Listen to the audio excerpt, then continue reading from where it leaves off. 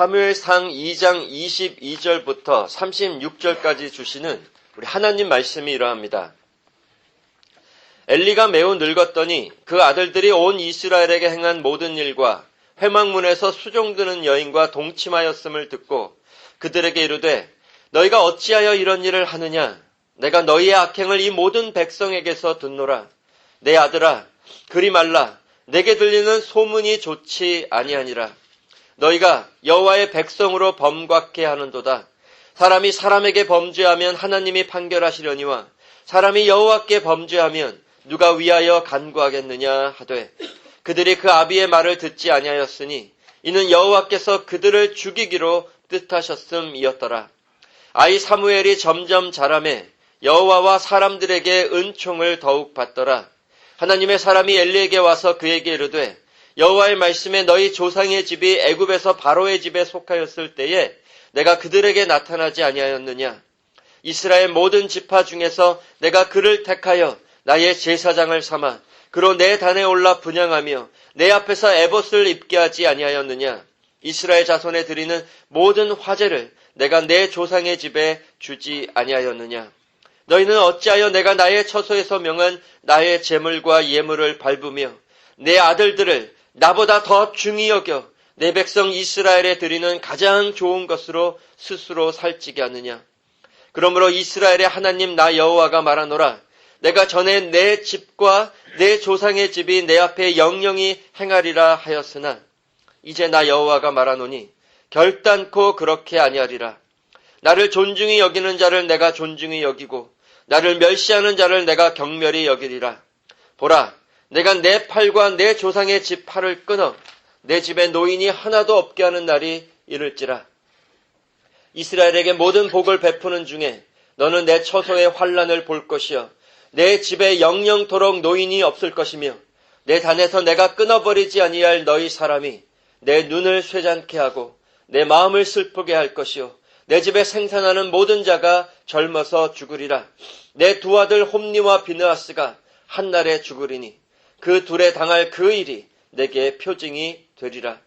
내가 나를 위하여 충실한 제사장을 일으키리니 그 사람은 내 마음 내 뜻대로 행할 것이라. 내가 그를 위하여 견고한 집을 세우리니 그가 나의 기름 부음을 받은 자 앞에서 영구히 행하리라. 내 집에 남은 사람이 각기 와서 은 한 조각과 떡 한 덩이를 위하여 그에게 엎드러 가로되 청하노니 내게 한 제사장의 직분을 맡겨 나로 떡 조각을 먹게 하소서 하리라 하셨다 하니라. 3장 1절까지 읽겠습니다. 아이 사무엘이 엘리 앞에서 여호와를 섬길 때에는 여호와의 말씀이 희귀하여 이상이 흔히 보이지 않았더라. 아멘. 기도하겠습니다. 하나님 아버지, 오늘도 하나님 말씀을 통해 우리 십자가 복음을 깨닫게 해주시고 그 복음에 드러난 우리의 죄악상 알려주시고 또 예수님을 통해 부어주신 은혜 알아 하나님께 모든 영광 돌리는 시간으로 인도하여 주시옵소서. 예수님의 이름으로 기도드렸습니다. 아멘.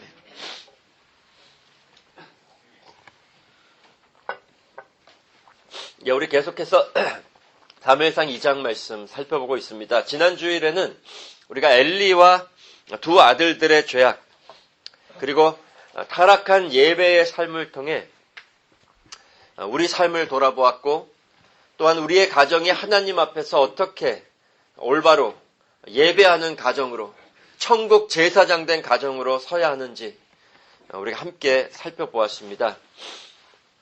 우리가 오늘 본문 말씀을 들어가기에 앞서 이 사무엘서에서 하나님께서 엘리와 두 아들들 제사장 가정, 지금 우리로 말하면 우리 가정, 믿는 성도의 가정, 천국 제사장들의 가정의 죄악을 어떻게 알려주고 계시는지 다시 한번 기억하시기를 바랍니다. 사무엘상 2장 12절, 17절, 22절에서 23절, 29절, 그리고 3장 13절에 계속해서 이렇게 알려주십니다. 엘리의 아들들은 불량자라 여호와를 알지 아니하더라. 이 소년들의 죄가 여호와 앞에 심히 크면 그들이 여호와의 제사를 멸시함이었더라. 엘리가 매우 늙었더니 그 아들들이 온 이스라엘에게 행한 모든 일과 회막문에서 수종드는 여인과 동침하였음을 듣고 그들에게 이르되 너희가 어찌하여 이런 일을 하느냐? 내가 너희의 악행을 이 모든 백성에게서 듣노라. 너희는 어찌하여 내가 나의 처소에서 명한 나의 제물과 예물을 밟으며 내 아들들을 나보다 더 중히 여겨 내 백성 이스라엘에 드리는 가장 좋은 것으로 스스로를 살찌게 하느냐. 마지막 3장 13절에서는 내가 그 집을 영영토록 심판하겠다고 그에게 이른 것은 그의 아는 죄악을 인함이니 이는 그가 자기 아들들이 저주를 자청하되 금하지 아니하였음이니라. 엘리 아들들 여호와를 알지 아니하였다. 제사장들이었는데 하나님을 예배하였는데 하나님과 전혀 관계없이 살았다. 하나님이 누구신지 하나님의 말씀이 무엇인지에 대해 전혀 관심이 없었다고 하십니다. 그래서 따라오는 현실이 무엇이었느냐? 그들이 여호와의 제사를 멸시하였다. 하나님을 예배하라고 거룩히 구별하여 부르심을 받은 제사장들이 예배를 무시하였다. 그뿐 아니라 하나님이 예배의 대상이 아니라 자기 자신들이 예배의 대상이었다. 자신들을 살찌우기 위해, 자기의 정욕을 채우기 위해 하나님을 이용하는 예배. 우상 숭배였다는 거죠. 그래서 마음과 뜻과 정성을 다해 말씀을 따라 하나님과 백성을 섬기는 제사장의 삶이 아니라 반대로 자기 정욕을 따라 자기 배를 채우려고 섬김을 오히려 받기 위해 하나님과 백성들을 이용하기까지 하였다. 그 특징으로 나오는 가정의 삶. 엘리는 자기 아들들을 하나님보다 더 중히 여겼다. 그리고 그 아들들이 온갖 죄악을 행하며 하나님을 떠나 멸망의 길로 가는데도 이를 말씀 안에서 다루어 주지 않았다. 지난주에 살펴보았죠. 아들들아, 소문이 좋지 못하다. 사람들의 눈은 두려웠습니다. 사람들의 눈앞에서는 그저 도덕적으로 다뤄줬지만 하나님 앞에서 가장 중요한 문제인 예배의 삶, 말씀 따라가는 삶 전혀 다뤄주지 않았다는 거예요.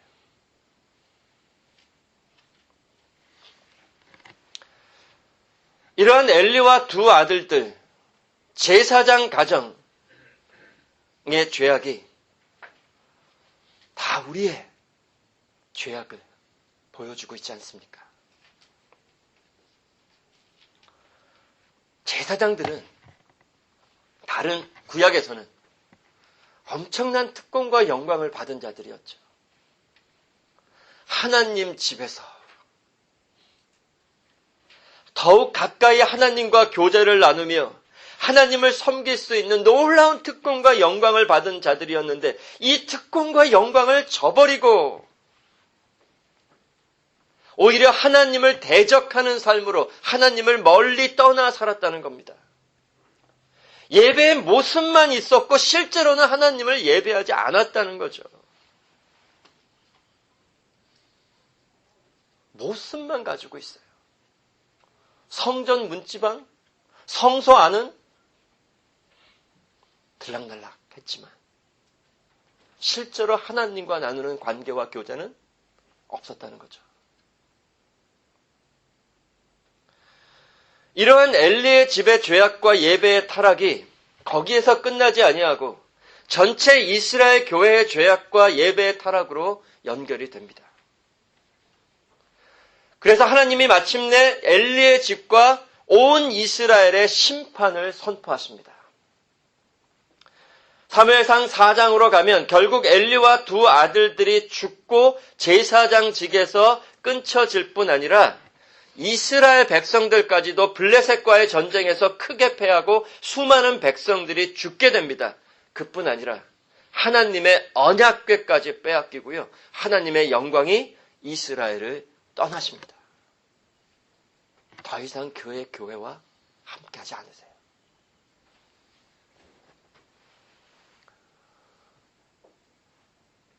하나님이 함께하지 않는 교회, 하나님이 함께하지 않는 가정, 하나님이 함께하지 않는 이스라엘, 언약 저주의 심판입니다. 너무나 소망 없는 죄인들의 현실을 보여주십니다. 우리가 오늘도 계속해서 살펴보겠지만 전체 구약의 이스라엘 역사, 그 당시만 아니라 전체 구약의 이스라엘의 모습을 오늘 본문이 반영하여 보여주고 있다는 거죠. 성도 여러분, 오늘 본문은 이스라엘은 이랬으니까 우리는 잘 살자는 것이 아니죠. 죄인들의 역사는 계속해서 되풀이된다는 것입니다. 결국 엘리의 집뿐만이 아니라 율법에서 난 모든 구약의 제사장직도 결국은 다 타락하여 끊어지게 돼요. 이스라엘 왕국도 결국은 망하고 결국은 성전까지도 무너지고 결국은 하나님의 영광도 이스라엘을 떠났습니다. 그리고 온 이스라엘 백성들도 언약 저주의 심판을 받고 아수르에 의해 바벨론에 의해 망하고 죽거나 포로로까지 끌려가게 되죠. 가나안 땅의 기업까지 잃어버려요. 이것이 구약에서 예배의 타락이 가져다 준 이스라엘 역사의 결말입니다.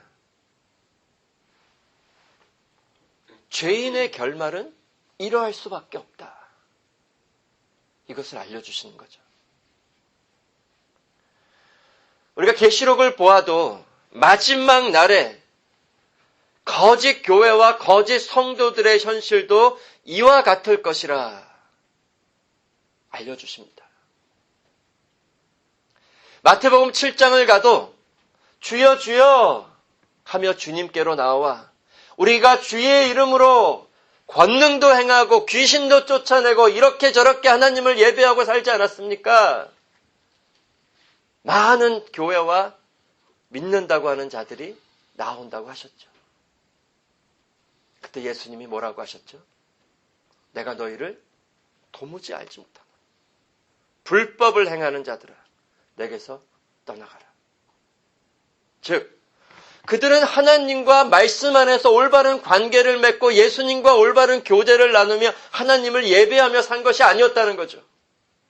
교회도 있었고 예배의 모습은 있었지만 전혀 하나님과 관계없는 종교생활, 우상 숭배의 삶만 살다가 그 마지막 날에 예수님이 내가 너희를 도무지 알지 못하노라.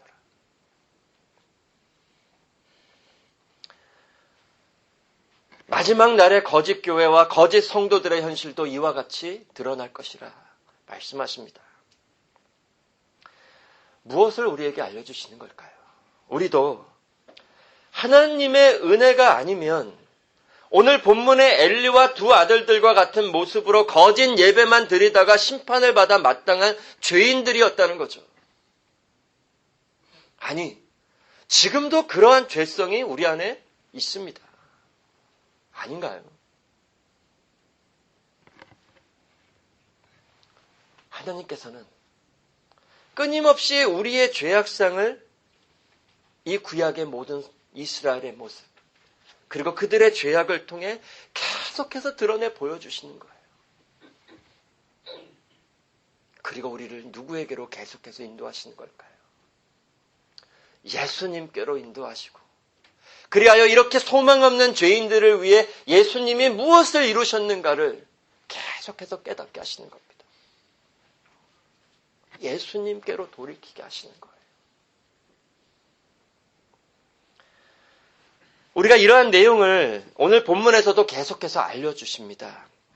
오늘 본문에서도 이 내용을 계속해서 살펴볼 텐데 결국은 우리의 부르심이 무엇인가를 예수님 안에서 분명히 깨달으라는 말씀이죠. 그리고 그 부르심을 따라 계속해서 돌이키며 살아가라. 오늘 본문 먼저 27절에서 29절을 보시기 바랍니다. Chapter 2, verse 27 through 29.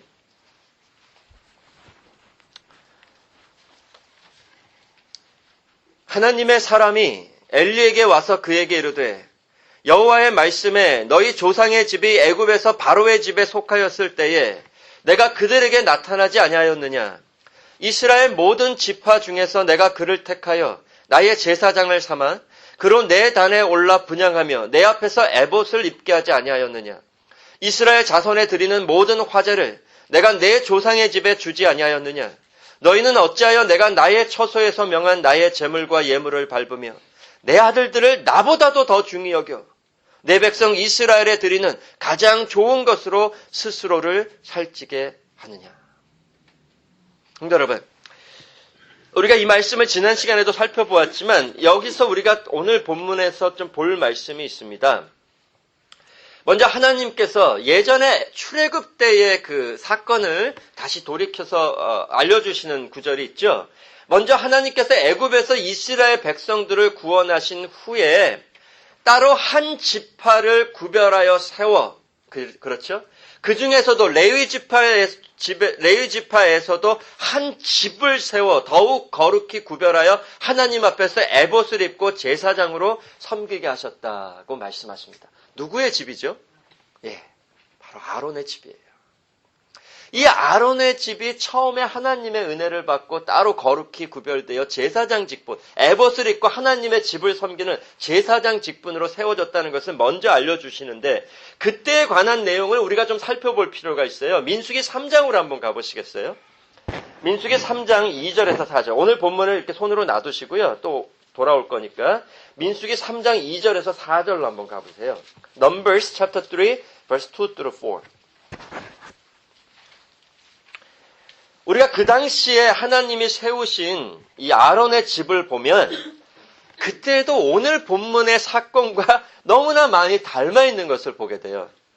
민수기 3장 2절에서 4절에 아론의 아들들의 이름은 장자는 나답이요 다음은 아비후와 엘르아살과 이다말이니 이는 아론의 아들들의 이름이며 그들은 기름을 발리우고 거룩히 구별되어 제사장 직분을 위임받은 제사장들이라.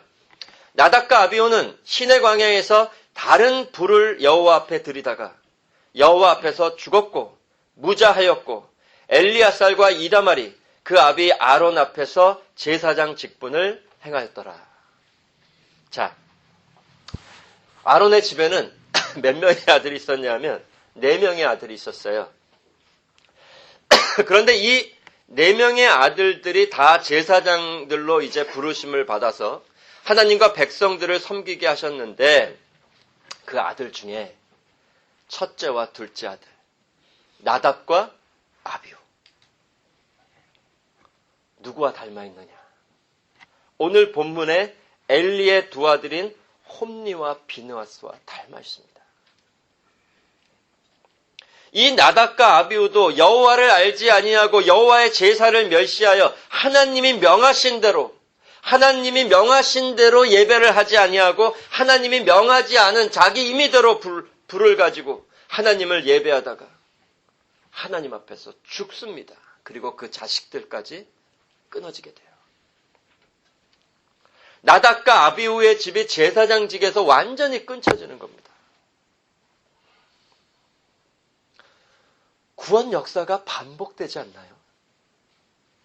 아론의 집이 처음부터 이랬습니다. 처음 레위 지파에서 아론의 집을 구별하여 제사장으로 세울 때부터 이랬습니다. 그래서 나머지 아들들인 엘리아살과 이다말이 새로운 제사장으로 세워지는데 오늘 본문에 엘리와 두 아들들은 누구의 후손이었느냐? 이다말의 후손들이었어요. 우리가 족보를 보면. 그런데 이다말의 후손인 엘리의 아들들도 그렇죠. 나답과 아비후와 똑같은 죄를 짓고 하나님 예배를 멸시하여 같은 심판을 받고 결국 엘리의 집도 제사장직에서 끊쳐지게 되는 거예요. 그런데 우리가 왜 하나님이 아론의 집과 엘리의 집을 연결하시느냐? 이유가 있어요. 지금 엘리의 집에 심판을 선포하실 때에 하나님께서 함께 심판을 선포하시는 내용이 있음을 우리가 그 연결되는 구절에서 볼 수가 있습니다. 오늘 본문 다시 돌아와서 사무엘상 2장 30절에서 34절을 보시기 바랍니다. 1 Samuel chapter 2 verse 30 through 34. 그러므로 이스라엘의 하나님 나 여호와가 말하노라. 내가 전에 내 집과 내 조상의 집이 내 앞에 영영히 행하리라 하였으나 이제 나 여호와가 말하노니 결단코 그렇게 아니하리라. 나를 존중히 여기는 자를 내가 존중히 여기고 나를 멸시하는 자를 내가 경멸히 여기리라. 보라, 내가 내 팔과 내 조상의 집 팔을 끊어 내 집에 노인이 하나도 없게 하는 날이 이를지라. 이스라엘에게 모든 복을 베푸는 중에 너는 내 처소에 환난을 볼 것이요 내 집에 영영토록 노인이 없을 것이며 내 단에서 내가 끊어버리지 아니할 너희 사람이 내 눈을 쇠잔케 하고 내 마음을 슬프게 할 것이요 내 집에 생산하는 모든 자가 젊어서 죽으리라. 내 두 아들 홈니와 비느하스가 한날에 죽으리니 그 둘에 당할 그 일이 내게 표징이 되리라. 자, 이 말씀을 잘 보세요. 31절에 보시면은요, 하나님께서 내가 너의 팔과 내 조상의 팔을 끊어. 그죠? 내 팔과 내 조상의 팔을 끊어 망하게 할 것이다. 여기서 팔이라는 것은 권세를 가리키죠. 하나님의 팔, 권세, 권능. 하나님이 제사장 직분을 아론의 집에 주신 팔, 엘리의 집에 주신 팔이라는 것은 제사장직으로서 하나님을 대신하여 행하게 하신 그 권세를 가리키는 거죠.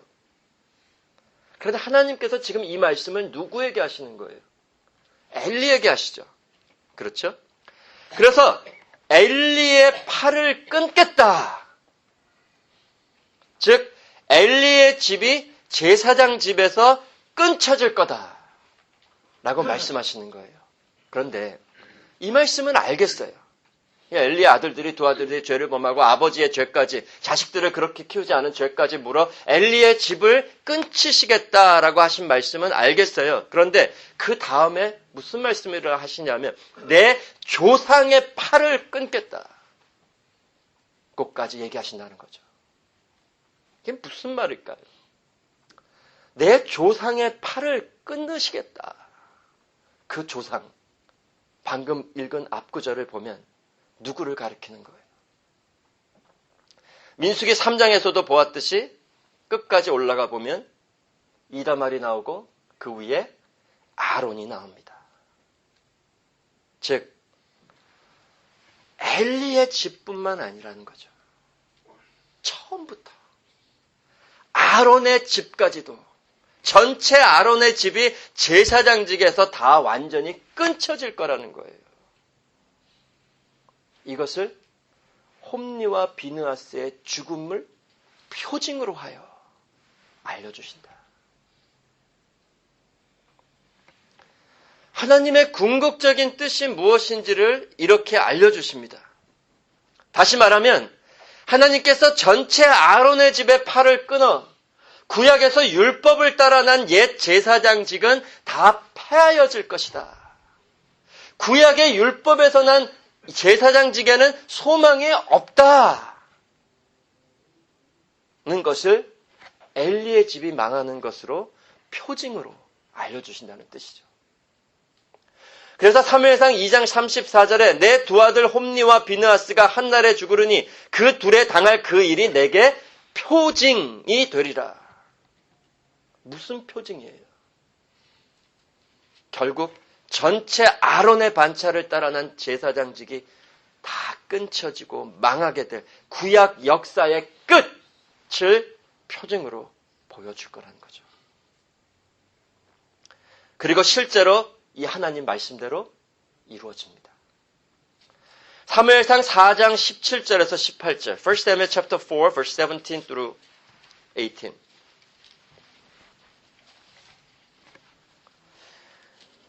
소식을 전하는 자가 대답하여 가로되 이스라엘이 블레셋 사람 앞에서 도망하였고 백성 중에는 큰 살육이 있었고 당신의 두 아들 홈니와 비느하스도 죽임을 당하였고 하나님의 궤는 빼앗겼나이다. 하나님의 괴를 말할 때 엘리가 자기 의자에서 자빠져 문 곁에서 목이 부러져 죽었으니 나이 많고 비둔한 연고라. 그가 이스라엘 사사가 된 지 40년이었더라. 이렇게 엘리의 두 아들도 죽고 엘리도 죽고 그 집에 자식까지 다 끊쳐집니다. 엘리의 집이 망하는 것이 표징이 되어 결국 구약의 이스라엘의 제사장직이 다 끊쳐지고 망하게 되는 거죠. 그래야 한다는 겁니다. 그럴 수밖에 없다는 거예요. 왜? 죄인들에게는 소망이 없다는 거죠. 그러나 구약의 이스라엘의 제사장직이 끊쳐진다고 해도, 죄인들에게는 전혀 소망이 없다고 해도, 우리 가운데에서는 하나님을 기쁘시게 할 만한 제사장으로 세워질 만한 자가 하나도 없다고 해도, 하나님 왕국의 제사장직이 완전히 끊쳐지고 망한 것은 아니라는 겁니다. 하나님께서 이렇게 절망적인 이스라엘의 현실 속에서 약속을 주십니다. 하나님이 친히 세우실 참 충실한 제사장이 있을 것이라. 그리고 그 안에서 세우실 영원한 하나님 왕국과 그 참 충실한 제사장 안에서 세워질 새로운 제사장들이 있을 것임을 약속해 주십니다. 두 가지 현실을 같이 보여주세요. 우리 죄인들 가운데는 충실하고 온전한 제사장이 없음을 이 구약의 제사장들과 엘리의 집을 통해 보여주시고, 그리하여 하나님 편에서 오직 은혜로 그 백성들을 위해 온전하고 충실한 제사장을 세워주실 것이라는 것을 함께 보여주십니다. 이것이 복음이죠. 그래서 오늘 본문 사무엘상 2장 35절에 그 약속을 같이 주세요. Chapter 2, verse 35. 내가 나를 위하여 충실한 제사장을 일으키리니 그 사람은 내 마음 내 뜻대로 행할 것이라. 내가 그를 위하여 견고한 집을 세우리니 그가 나의 기름 부음을 받은 자 앞에서 영구히 행하리라.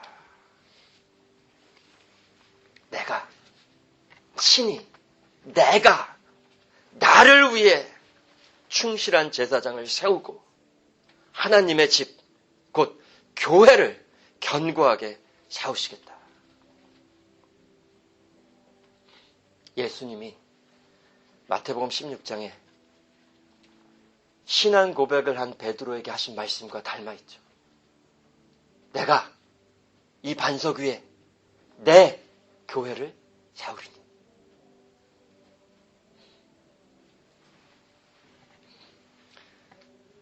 우리가 이 구절도 앞서 엘리의 집에 선포하신 심판처럼 장차 올 현실을 가리키는 표징으로 봐야 한다는 거죠.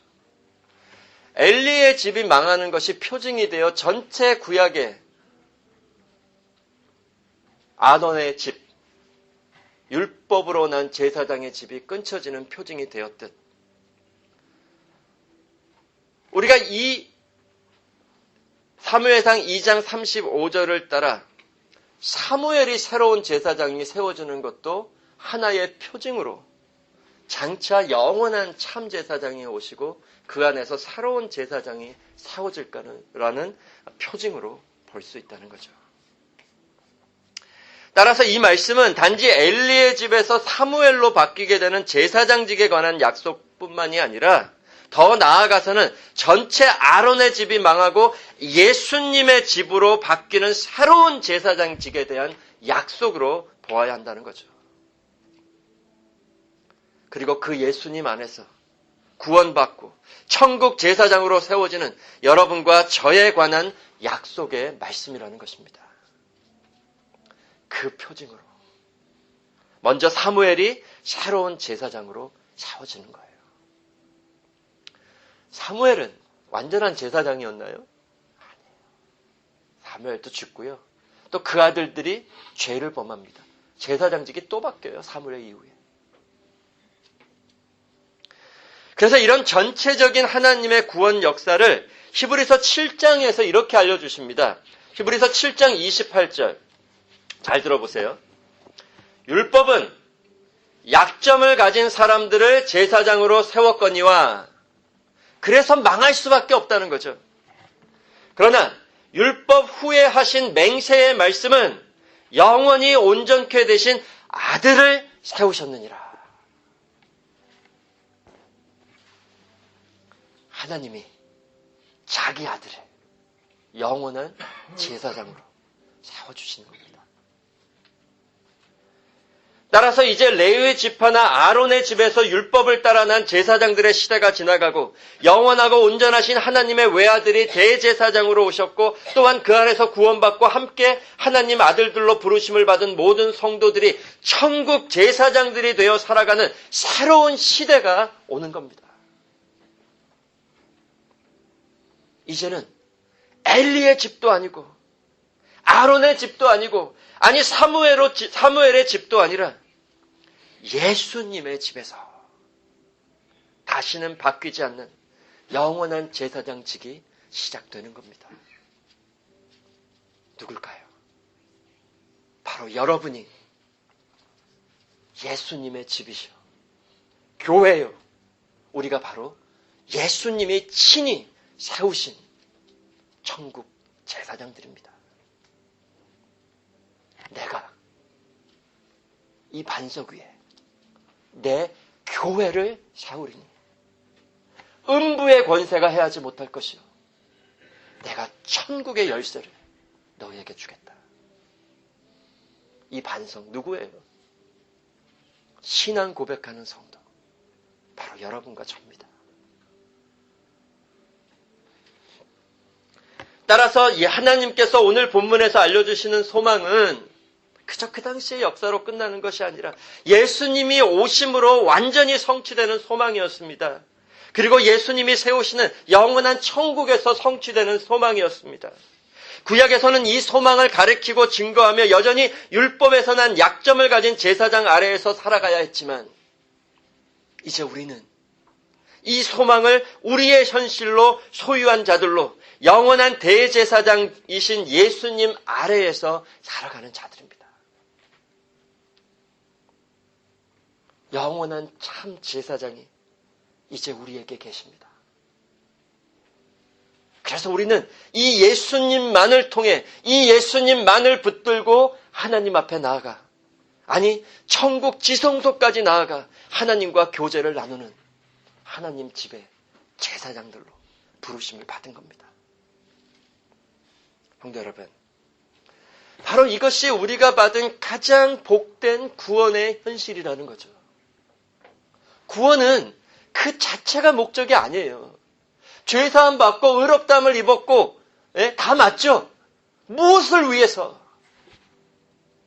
이 구원을 받았냐는 거죠. 영원토록 하나님의 집에서 하나님을 섬기는 천국 제사장들이 되게 하시기 위해 그것도 아들 제사장이 되어 하나님 예배하며 살아가라고 저와 여러분 구원하신 겁니다. 이 복된 부르심을 잃어버리면 내가 천국 제사장으로 부르심을 받았고 예배로 부르심을 받았다는 것을 잃어버리면 우리는 구원을 잃어버리고 살아가는 것과 마찬가지입니다. 구원의 목적이 예배이기 때문에. 우리는 이제 히브리서 4장의 말씀처럼 기쁘게 선포하며 살아갈 수 있는 자들입니다. 히브리서 4장 14절에서 16절에 그러므로 우리에게 큰 대제사장이 있으니 승천하신 자 곧 하나님 아들 예수시라. 우리가 믿는 도리를 굳게 잡을지어다. 우리에게 있는 대제사장은 우리 연약함을 채울하지 아니하는 자가 아니요 모든 일에 우리와 한결같이 시험을 받은 자로되 죄는 없으시니라. 그러므로 우리가 긍휼하심을 받고 때를 따라 돕는 은혜를 얻기 위하여 은혜의 보좌 앞에까지 담대히 나아갈지니라. 성도 여러분, 우리 예수님께서 영원하고 충실한 제사장으로 오시어 자신의 피로써 단번에 영원토록 우리를 거룩하게 하여 주셨습니다. 그리고 지금도 천국에서 우리의 영원한 대제사장으로 우리를 위해 중보하여 주고 계십니다. 그리고 우리를 위해 쉬지 않고 기도하여 주고 계십니다. 그 예수님으로 인해 우리가 하나님 은혜의 보좌 앞에까지 담대히 나아가 하나님과 교제를 나누며 살아가게 하셨습니다. 그리고 그 예수님의 은혜로 예수님과 함께 예수님이 이르러 계신 그 자리에서 예수님과 같은 아들 제사장으로 하나님뿐만 아니라 성도들을 섬기며 살아가게 하셨습니다. 이것이 우리의 부르심이고 이것이 예수님이 이루어주신 우리의 구원의 현실입니다. 저와 여러분이 누리는 구원의 가장 큰 영광과 축복과 특권이 이겁니다.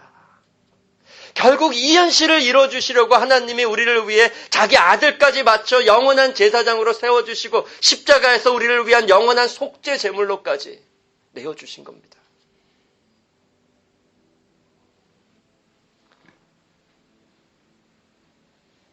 우리의 모습, 내가 어떤 부르심을 받았는지를 영원한 제사장이신 예수님 아래에서 우리가 어떤 삶을 살아가게 하셨는지 참 현실을 하나님이 어떻게 보여주시는가 우리 다 같이 가보겠습니다. 계시록 7장 15절에서 17절 Revelation chapter 7 verse 15 through 17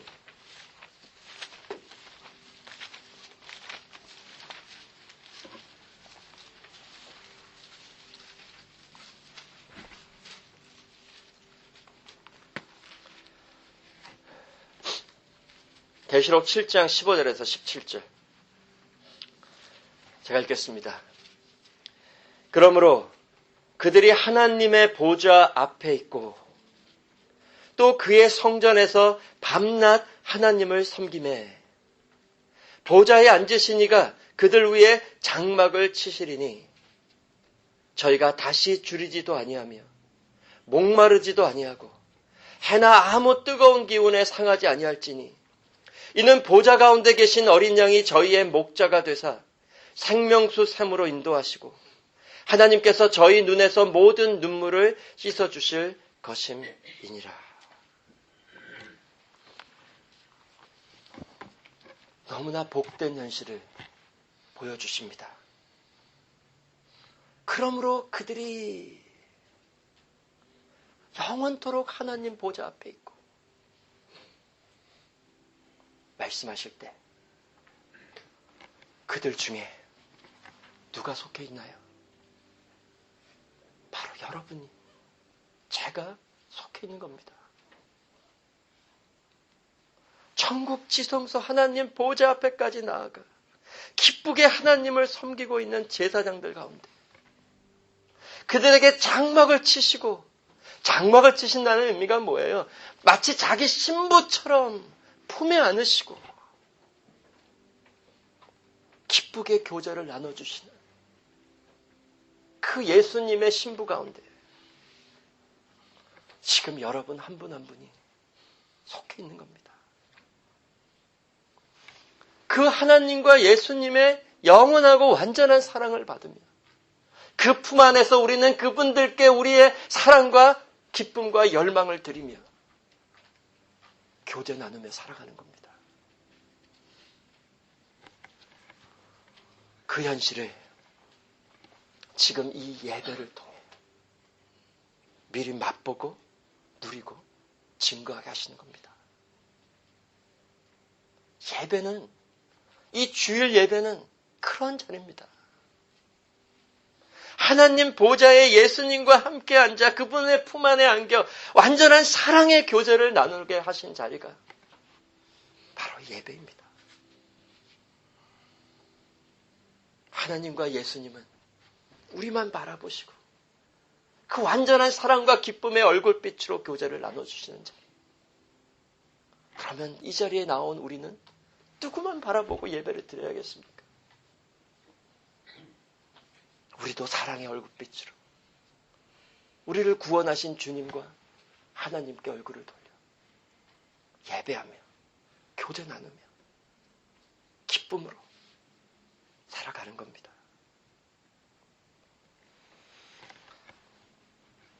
성도 여러분, 예수님이 이루어주신 우리의 영원한 현실이 이러합니다.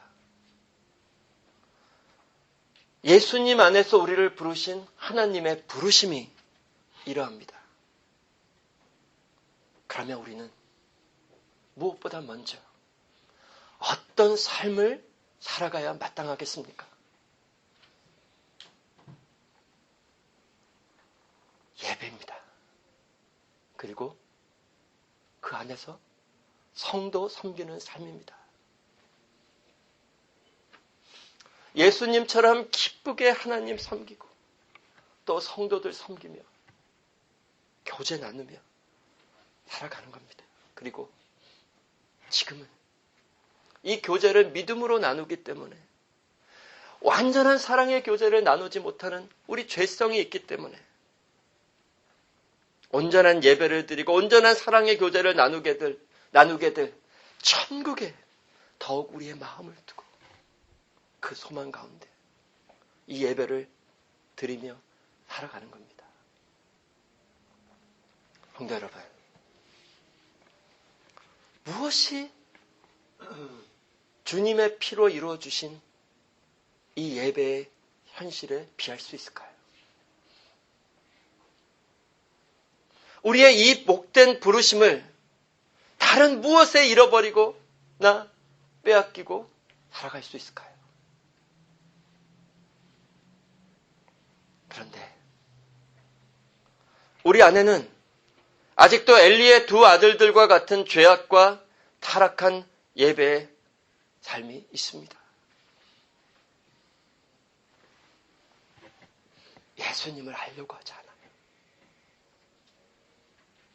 예수님만 바라보려고 하지 않습니다. 우리 자신만 섬기려 하는 데에 습관이 되어버렸어요. 그리고 이 세상에 우리 소망을 두고 살아가려는 죄성으로 가득 차 있습니다. 그래서 우리의 죄가 얼마나 심각한지 이 예배에 나와서 하나님과 교제를 나누면서도 여기에 우리의 기쁨이 없습니다.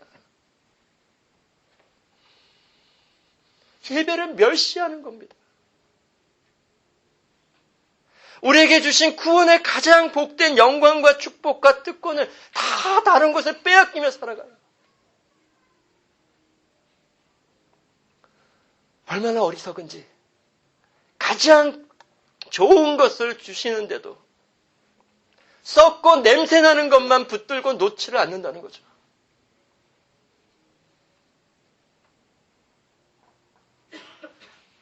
우리의 모습 돌아보면 참 한심합니다. 아니, 때로는 너무 절망적이에요. 잠시 돌이키는 것 같은데 또 잃어버립니다. 얼마나 더딘지. 그러나 성경에서 하나님은 계속해서 그러므로 예수님만 바라보라고 하십니다. 우리가 그러한 죄인들이기 때문에 예수님을 주셨다는 거죠.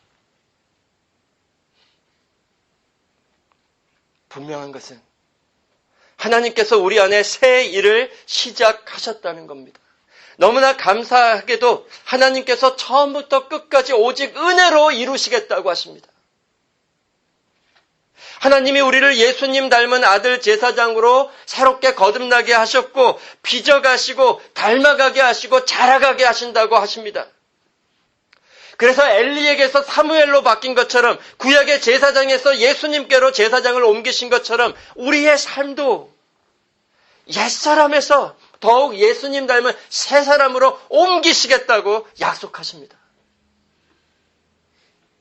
우리 자신만 섬기고 온통 세상만 바라고 구하던 삶을 예수님과 하나님 섬기고 천국의 소망을 두는 삶으로 옮겨가시겠다고 하십니다. 그리하여 우리의 삶도 예배와 성도 섬기는 예수님의 삶으로 회복시키시겠다고 약속하십니다. 성도 여러분, 이 약속의 말씀에 우리의 마음이 부드럽게 돼요. 우리도 이 하나님의 은혜를 붙들고 이 하나님의 주권적인 뜻에 우리의 열망을 두고 살아가는 겁니다. 그래서 우리는 끊임없이 우리 예수님과 예수님이 피 흘려 죽으시기까지 이루어 주신 복음의 복된 현실이 무엇인지를 알아가야 합니다. 그리고 믿음으로 선한 싸움 끝까지 싸워야 합니다. 어떤 삶을 만나든지 아프든지 건강하든지 슬프든지 기쁘든지 천국에 우리 소망을 두고 예수님 바라보며 하나님 집에 속한 아들들로 늘 예배와 하나님과 성도 섬기는 삶으로 돌이키며 살아가는 겁니다.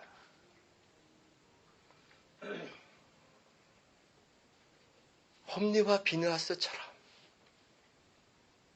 하나님이 우리에게 주신 가장 큰 축복과 영광과 특권을 무시하며 살아가는 자들이 되지 않게 해주시기를 간절히 기도합니다. 비록 우리 예배의 삶 아직도 온전치 못하고 앞으로도 그러할 것이지만 예수님 때문에 우리는 결코 천국 제사장 된 삶에서 끊쳐지거나 망하지는 않습니다.